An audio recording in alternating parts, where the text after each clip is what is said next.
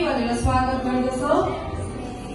हुन्छ, आउनुहोस् हामी सबैजना आजको प्रेरितको विश्वासको सारलाई पढ्नेछौँ। हामी सबैजना मिलेर हामी सकिन्छ भने हामी खडा भएर पाठ गरौँ, सकिँदैन हामी थाकेका छौँ भने हामी बसेर पाठ गरौँ होइन। अनि सबै पढ्यो भने छलना हुन्छ होला होइन।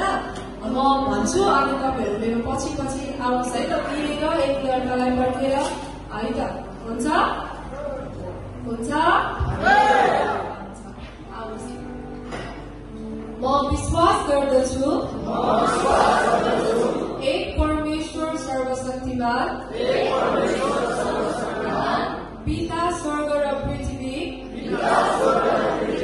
सृष्टि गर्नुहुने माथि अनि उहाँका एक्लै पुत्र हाम्रा प्रभु येशू ख्रीष्टमाथि जो पवित्र आत्माको शक्तिद्वारा गर्भधारण हुनुभयो, कन्या मरियमदेखि जन्मनुभयो,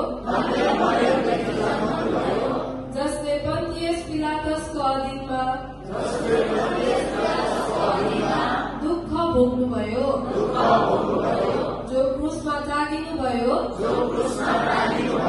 मर्नुभयो अनि गाडिनुभयो, तेस्रो दिनमा मरेकाहरूबाट बिउतनुभयो, स्वर्गमा चढी जानुभयो